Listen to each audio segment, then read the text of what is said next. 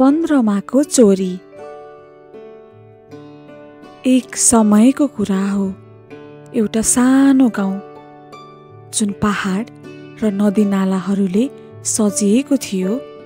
त्यहाँ बस्थिन् तिमीहरू जत्रै एउटी सानी नानी, जसको नाम थियो कल्पना। उसको नाम जस्तो नै थिइन् उनी, जो ठुला ठुला कल्पनाहरू गर्थिन् र कहिलेकाहीँ त्यसैमै हराउँथिन्। उनलाई राति आकाशतिर हेर्न निकै रहर लाग्थ्यो। अझ चम्किरहेका तारा र चन्द्रमा हेर्न पाएपछि त उनी सबै कुरा बिर्सिन्थिन्। उनी टोलाउँदा त्यहाँ तारा र चन्द्रमाको बीचमा जान पाउँदा कस्तो हुन्छ होला है भनेर सोच्ने गर्थिन्। एक रात सधैँ जसो त्यसरी आकाशमा हेरिरहँदा उनलाई एउटा बदमासी गर्ने विचार आउँछ। मैले यो चन्द्रमा चोर्न सके भने के हुन्छ होला है? मेरो कोठा कति धेरै उज्यालो हुन्छ होला यदि मैले चन्द्रमा नै यहाँ राख्न सके भने। कल्पनाले मनमनै सोच्छिन्। यी कुराहरू सोच्दा मात्रै पनि कल्पनाका आँखाहरू खुसीले चम्किरहेका हुन्छन्। अब भने आफ्नो सपनालाई साकार पार्न कल्पनाले आफ्नो साथीहरूलाई भेला पार्छिन्, चङ्खे र शेरे। चङ्खे एउटा बाठो स्याल हुन्छ र शेरे एउटा निडर कुकुर। उनीहरू सबैजना एउटा रुखमुनि भेट्छन्, जहाँ कल्पनाले आफ्नो ठुलो योजना उनीहरूलाई सुनाउँछिन्। उनले चङ्खे र शेरेलाई भन्छिन्, तिमीहरूलाई म एउटा कुरा भन्छु है, नडराऊ है त। उनीहरूले भन्छन्, हुन्छ भन न। म चन्द्रमाको चोरी गर्न जाँदैछु। उनले निकै नै उत्साहका साथ भन्छिन्। चङ्खे छक्क पर्दै आफ्नो टाउको कनाउँदै सोध्छ, तर हामी त्यहाँ पुग्छौँ चाहिँ कसरी? होइन कल्पना, तिमीलाई चन्द्रमा निकै नजिक छ जस्तो लाग्छ कि क्या हो? चन्द्रमा त धेरै टाढा छ त। कल्पना मुसुक्क हाँस्छिन् र भन्छिन्, मसँग एउटा उपाय छ। हामीले एउटा रकेट बनाउन सक्यौँ भने यो काम गर्न केही गाह्रो छैन नि। यो सुनेर शेरेको कान ठाडो हुन्छ अनि भन्छ, रकेट अरे? यो त सुन्दै आश्चर्यजनक छ त। तर हामीलाई फेरि यो रकेट बनाउन के सामान चाहिन्छ त? कल्पना एकछिन सोचमा पर्छिन् अनि भन्छिन्, हामीलाई खासै केही चाहिँदैन। हामीलाई पातलो काठको बक्सहरू, थुप्रै टेपहरू अनि थोरै चम्किला सजावटका सामानहरू, ताकि बनाइसकेपछि अलिक राम्रो र खास देखियोस्, यति भए पुग्छ। काठको बक्सहरू त मैले मेरो घरमा देखेको जस्तो लाग्छ, म एक फेर हेर्छु नि। त्यो दिन तिनैजना साथीहरूको समय चाहिने जति सामान जुटाउँदै बित्छ। उनीहरूले बक्स कल्पनाको सामान राख्ने कोठामा भेट्छन्। टेपहरूको व्यवस्था चङ्खेले गर्छ र सजाउनलाई रङ्गी चङ्गी चकलेटको खोलहरू शेरेले भेला पार्छ।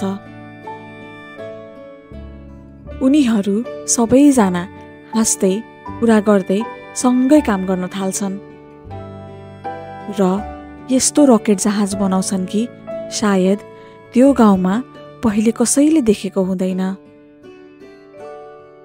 अब भने जसरी सूर्यास्त हुन्छ र ताराहरू चम्किन थाल्छन्, कल्पना, शेरे र चङ्खे तिनैजना रकेटमा चढ्छन्।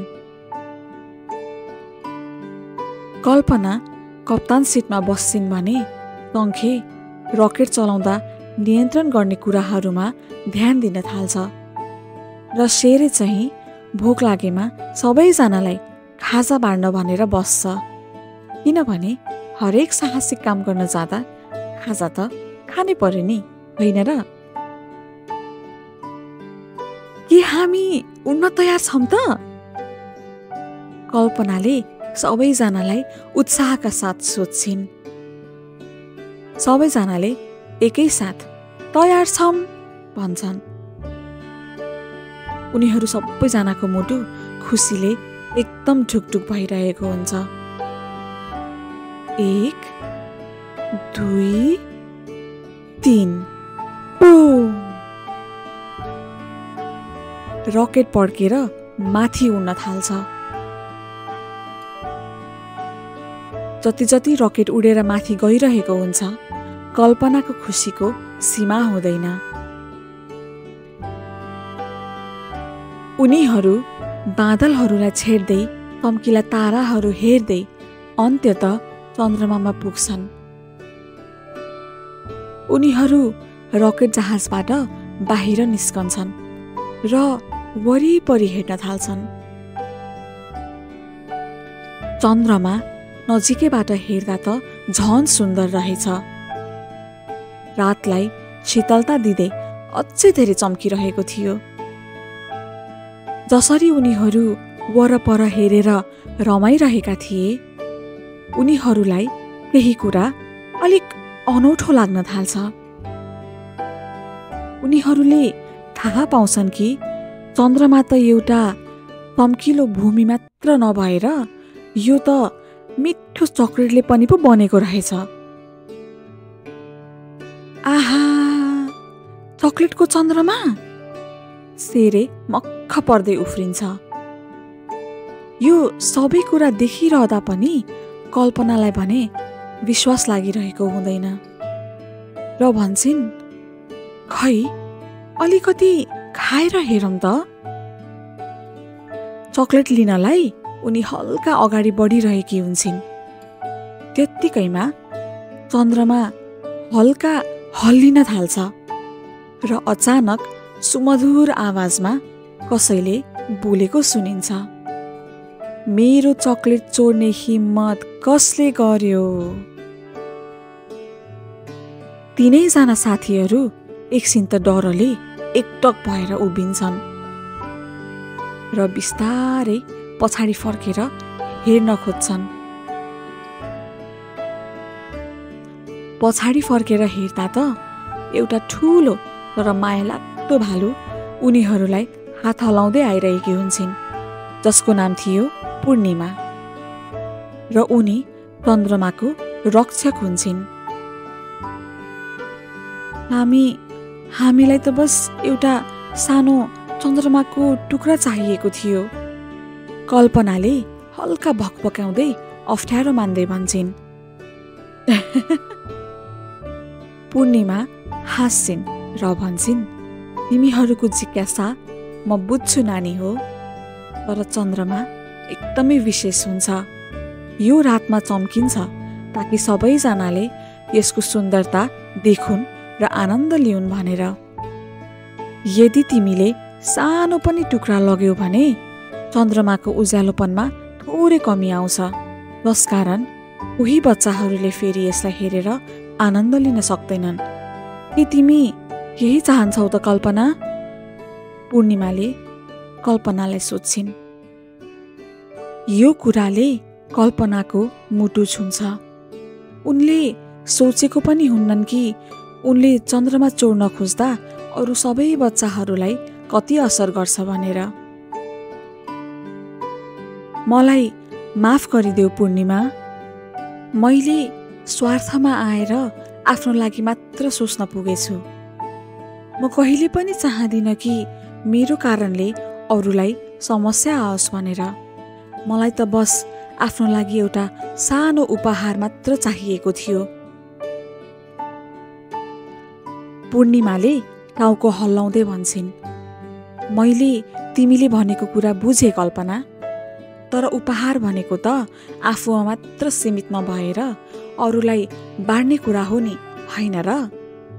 तिमीलाई थाहा छ, चन्द्रमालाई चोरेर लानुको सट्टा बरु तिमी मलाई चन्द्रमाको प्रकाश अझै बढाउन मद्दत गर्न सक्छौ नि। कल्पना यो सुनेर उत्साहित हुन्छन् र भन्छन्, हो र हामी कसरी त्यसो गर्न सक्छौँ? हामीलाई सबै कुरा भन न पूर्णिमा। पूर्णिमाले भन्छन्, तिमी चन्द्रमा र यसको सुन्दरताको बारेमा सबैले कहानी सुनाएर मद्दत गर्न सक्छौ। जब जब तिमीले कहानी सुनाउँछौ, चन्द्रमा अझै धेरै चम्किँदै जान्छ। कल्पना, शेरे र चङ्खे खुसीले रमाउँछन्। उनीहरूलाई आभास हुन्छ कि चन्द्रमा आफूमा मात्र सीमित नभएर यसको जादु सबैजनासँग बाँड्ने हो भने अझै धेरै खुसी मिल्दो रहेछ र चन्द्रमा अझै धेरै चम्किने रहेछ। कल्पनाले पूर्णिमालाई भन्छन्, पूर्णिमा, हामीले त यसरी सोचेकै रहेन रहेछौँ। हामीले त यो कुरा खासमा थाहा नै थिएन। यदि चन्द्रमाको बारेमा सबैजनालाई सुनाएर चन्द्रमाको उज्यालोपनमा अझै धेरै चमक आउँछ भने हामी अवश्य यो गर्नेछौँ। उनीहरू सबैजना पूर्णिमालाई धन्यवाद दिँदै भन्छन्, हामी बाचा गर्छौँ कि हामी सबैजना अबदेखि चन्द्रमाको कहानी सुनाउँछौँ र सबैजनासँग चन्द्रमाको प्रकाशको आनन्द लिन्छौँ। यति भनेर उनीहरू पूर्णिमालाई बिदाई गर्दै आफ्नो जहाज चढेर फेरि त्यही रुखमुनि ओर्लिन्छन्। रकेट जहाजले पनि यो सबै कुरा देखिरहेको हुन्छ र उसले भन्छ, तिमीहरूले आज धेरै राम्रो काम गर्यौ नि, थाहा छ? सबैजनाले आफ्नो खुसीको बारेमा मात्रै सोच्छन्, तर तिमीहरूले त अरूको खुसीको बारेमा पनि सोच्यौ। तिमीहरूले आज गरेको कामदेखि म अत्यन्त खुसी छु। त्यो दिनबाट कल्पना, शेरे र चङ्खे गाउँको कथावाचक हुन्छन्। रातिको समयमा उनीहरू सबैजनालाई चन्द्रमा, त्यसको सुन्दरता र पूर्णिमासँग भएको कुराकानी सुनाउन थाल्छन्। र हरेक रात जब उनीहरू चम्किरहेको चन्द्रमामाथि हेर्छन्, उनीहरूलाई चन्द्रमाको न्यानो किरणले उनीहरूको मुटुलाई छोएको आभास हुन्छ।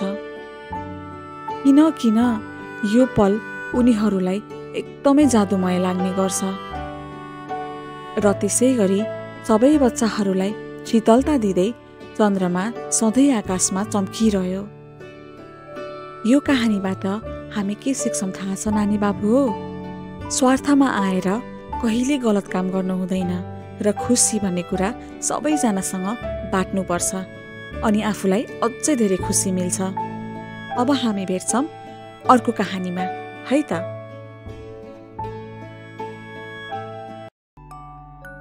मेरा प्यारा नानी बाबुहरू, यस्तै राम्रा अरू कहानीहरू सुन्नका लागि मेरो च्यानल सब्सक्राइब गर्नुपर्ने हुन्छ। त्यसैले आफ्नो आमा बुवाहरूलाई मेरो च्यानल सब्सक्राइब गरेर बेल आइकन क्लिक गर्नु भन्न नबिर्सिनु है। सबैजनालाई धेरै माया। अब भेटौँला अर्को कहानीमा।